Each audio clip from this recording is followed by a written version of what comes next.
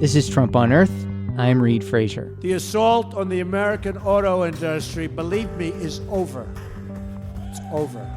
A few days after taking office, President Trump invited automakers to the White House for a little chat. I think you're going to find us to be from very inhospitable to extremely hospitable. Soon afterwards, Trump showed the automakers his hospitality. His EPA administrator at the time, Scott Pruitt, reversed Obama-era fuel efficiency standards, saying they were too strict. As you know, I'm here to announce that those standards that were set, that we are obligated to evaluate, I am determining that those standards are inappropriate and should be revised.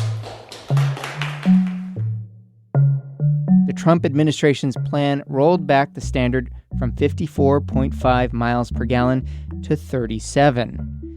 But last week, news broke that 4 of the world's biggest automakers hashed out a different deal. Not with the White House, but California. Breaking news from the automakers. They've made a deal with California. Now, what does that mean? Yeah, it's interesting. So 4 automakers from 3 continents have struck a deal with California. Just as the EPA was about to roll out its plan to weaken rules for tailpipe emissions, its perennial nemesis, California, says car makers are lining up on its side. The state has a history of confronting the current administration on its deregulatory agenda. California has sued the Trump administration more than 50 times. The negotiations were conducted by representatives of 4 automakers: Ford, Honda, Volkswagen, and BMW, and regulators with California's Environmental Protection Agency. The companies said they were driven, no pun, I swear, by a desire for regulatory certainty and to ensure, quote, meaningful greenhouse gas emissions reductions. The companies made the deal with regulators inside the California EPA. I caught up with Jared Blumenfeld, the man who leads the Cal EPA, at a recent conference in Vermont. He's a former regional administrator for the U.S. EPA under Obama. And, oh, by the way, he also hosts a podcast of his own called Podshipped Earth. You should check it out. Just a quick note, we spoke a few days before the deal between California and the automakers was announced, and those negotiations were still top secret at the time. So we didn't talk about the deal per se, but we had an interesting conversation about California's role in fighting the Trump administration. Back at the beginning of the environmental movement in the 1960s, California had the worst air quality, and it really motivated a lot of citizens to say, we can't even breathe in this city. What are we going to do about it? That led to the creation in California of laws that protect and really reduce emissions coming from cars, from the tailpipe. So they're called tailpipe emissions. And those regulations were honored when in 1970, the United States and President Nixon signed into law the United States Clean Air Act. So California was given a special stature, special status under the law to be able to pass stricter laws than the rest of the nation. And if you fast forward to now, that's a really involved process, working out what are those emissions. So without California, we probably wouldn't have had the catalytic converter. We wouldn't have all the advances that you have in clean vehicles. So California does a number of things. It sets zero emission mandates for car manufacturers. And because there are 40 million people in California and 26 million cars, the car industry has to pay attention. And as a result, 14 other states have joined with California and also follow California standards. So now nearly more than half the nation, when it comes to the number of cars sold, are following California standards. Trump comes in, well, before Trump, in the Obama administration, there was this goal to harmonize, bring together the emissions from tailpipes and greenhouse gas emissions. So it was kind of brought together into what's called the clean car rules. Because this is all one problem, global Exactly. warming. And a lot of global warming comes from carbon emissions from cars. It is one problem, Reed, but it's also a number of problems. So you can have greenhouse gas emissions from increased vehicle miles traveled, so the total miles that you're traveling. But you might not have pollution from other sources like nitrous oxide. So they may not exist. So our goal is to reduce both. We need to take care of things like asthma, at the same time as we're taking care of greenhouse gas emissions. So that's why these rules are brought together. It was all good. It was going to get us by 2026 to 54 miles to the gallon. And then Trump came in 2016 and froze them and basically said, we're going to just keep them as they are. There doesn't need to be any increase. And there's a very, very flawed argument that they came out with, which they haven't finalized. But basically it said, people aren't going to buy new cars if they're more expensive, and cleaner cars are more expensive. And therefore, 14,000 people are going to die each year from not being in safer, newer cars. Unfortunately, that's not borne out by any history. Every set of cars are always cleaner than the ones before and a little bit more expensive, and people keep buying them. So California's pushing back. They're also saying, well, you know what? California shouldn't have independent authority. We want to do this ourselves. What we've seen in the last few months is car manufacturers stepping up. They sent a letter to the White House, to President Trump and to Governor Gavin Newsom saying, you guys really, we need to work this out. California obviously is here for the long term. They buy a lot of cars. We want to bring this together. We haven't seen, unfortunately, the Trump administration's willingness to sit down and really be serious about negotiations. But the car companies are coming to the table and realizing, you know what, electric vehicles are part of our future. Cleaner cities, reducing the amount of pollution that causes asthma, all these things are part of a future that car manufacturers have bought into.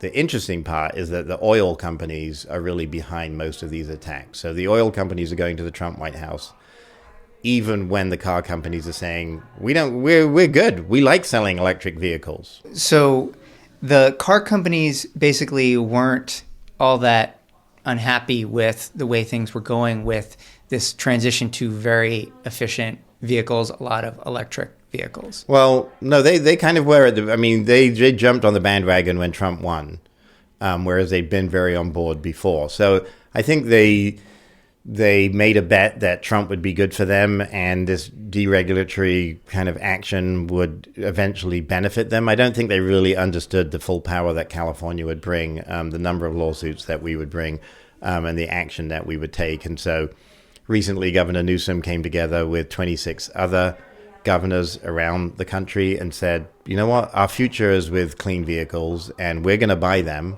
and we want the car companies on board. And I think you're going to see more and more car companies coming on board and really getting with the California program. So California is fighting back, and along with a number of other states, in these fuel efficiency standards. How much leverage or power does California or other states have, and what is the sort of basis of that power? Well, the basis of why we're doing it is environmental protection means something. We're, as public servants, in charge of protecting public health and the environment, and that's a really important job, and we take it seriously. And this erosion of public trust and the complete, goal of annihilating environmental laws is something that's really damaging to public health. And the American Medical Association last month came out with a statement that global warming is the single largest threat to public health in America today. And we have a president and administration that's really ignoring it at all of our peril. If you think about any state, but California kind of has people that self-select to go there. They like the outdoors, they care about the environment, and that's why they elect people that care about the environment. And they see Trump's attacks for what they are, which is really baseless and, doing the bidding of large oil. I think we've solidly seen that California's economy has grown quicker and larger than other economies, and we have some of the toughest environmental laws on the books, including a cap and trade program that's incredibly successful. So the arguments used to be you can't grow your economy and be green, and I think California has disproved that. Trump can easily, from his kind of very limited perspective of looking at electoral politics, he knows he's not going to get California. He's never going to win the electoral college votes in California. But the car manufacturers, the other folks that sell into the California market, see 40 million customers. And so there's different lenses that people look at California, and it allows us to really work with other states. That's our goal. We obviously have strong feelings about environmental protection and want to defend. We absolutely have no interest in attacking Trump. We feel like we're defending ourselves from an attack that's completely unwarranted. So our goal is to reach out to other states, to think about how we can work together to really hold back the tide. Trump has been very open, and I think a lot of people at early days were like, wow, this seems like a rearguard secret action. I'm like, no, he's telling everyone exactly what he's doing. And he's very forcefully advocating for destroying environmental protections. We need to be as forceful and clear about why they need to be protected. So that was one of my questions is, were you surprised at, some people have called this, the greatest rollback of environmental protections in EPA history. It's sort of, sure. But we can't, it's not a throwaway line, because the magnitude, the scale of the impact that he is having is tremendous. The people that day in, day out go to a job at the U.S. Environmental Protection Agency are heroes in my book, and he's demoralizing them, he's cutting their budgets, he's doing every single thing he can to make their job less easy. And that's not just one president. That will take a generation.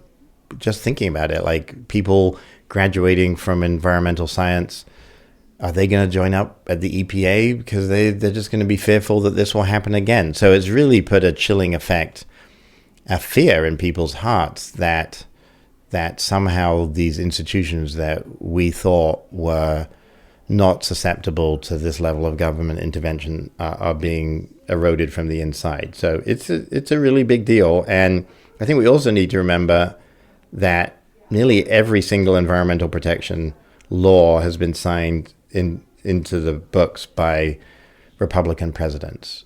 And we've somehow got to this level, and I think this is the fault of Democrats and Republicans together, where we've allowed the environment to become a bipartisan, no longer become a bipartisan issue, which it has been and needs to once again become. So, any of the Republicans in California and other places that are really pushing to say, we need to go back to our roots of protection.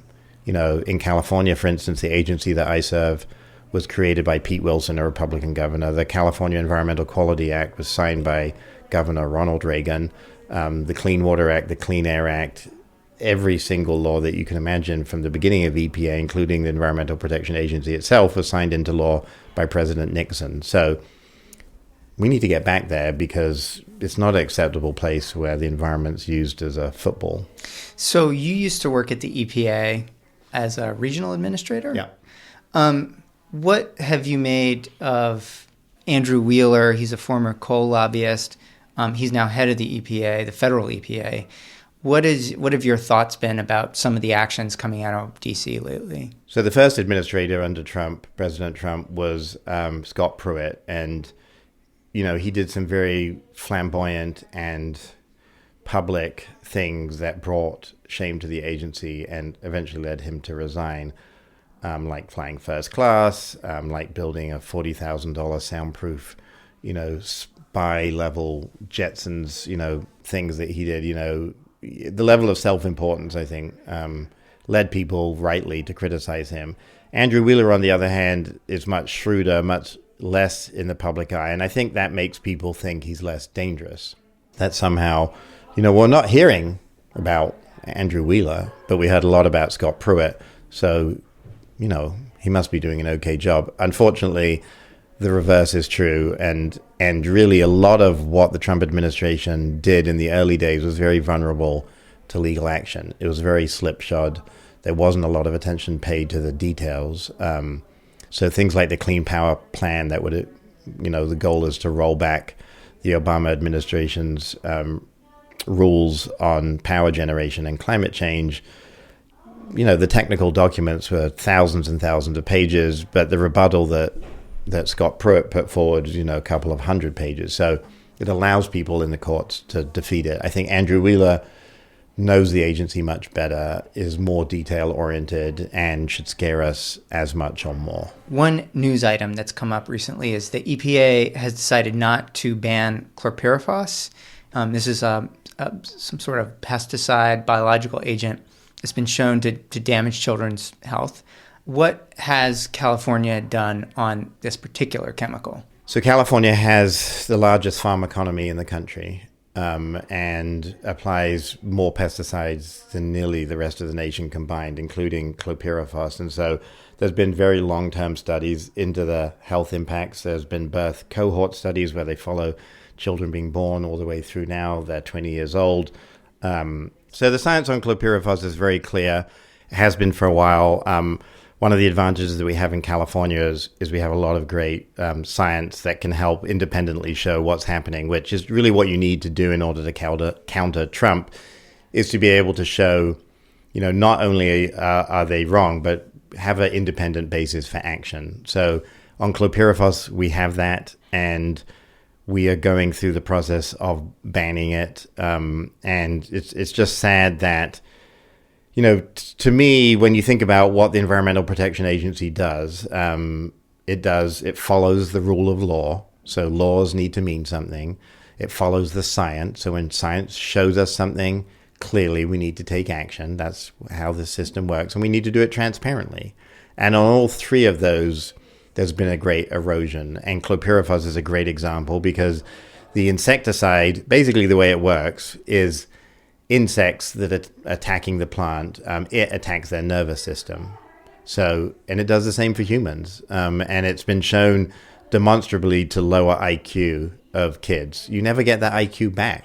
That's really, if you think about why we're in an era where there's so much environmental damage, when you get information that you can take something off the market that really is causing that much harm, you need to act. So we need to bring integrity back slowly to US EPA, or quickly would be better. And that really requires working with staff, making sure that we support the folks that are there now, and that every state, California's not an exception. Every single state has a responsibility to protect their constituents from environmental harm. And the rules are, many cases, in place. In some issues like PFOS and PFOA, new chemicals of concern, we need more science. We need the EPA to be doing more, not less. So California's going to continue doing what it's been doing, which is taking legal action, which has been really highlighting and doing the fundamental science needed. And, we really, really hope that the Trump administration realizes that we're all in this together and the environment can't be used as a political football. Jared Blumenfeld, Secretary of the California EPA. And I should mention that Jared is host to Podship Earth, which is another podcast that you all have to go out and download. Too bad we don't have more time to talk about podcasting. Well, next time, Reed. We'll have to. When you come out to California, we'll get you on my podcast. We need a lot of podcast reciprocity. There you go. Thanks so much. Take care. Thanks for listening to Trump on Earth. If you like our show, please consider supporting us through Patreon. Just go to patreon.com/TrumpOnEarth. You can find us online at trumponearth.org and anywhere you get your podcasts. Write us a review and tell your friends about our podcast if you'd like. This podcast is supported by the Robert F. Schuman Foundation. Our producer and digital editor is Andy Cubis. Kathy Nauer is the executive producer. I'm Reed Frazier. Thanks for listening, and we'll see you next time.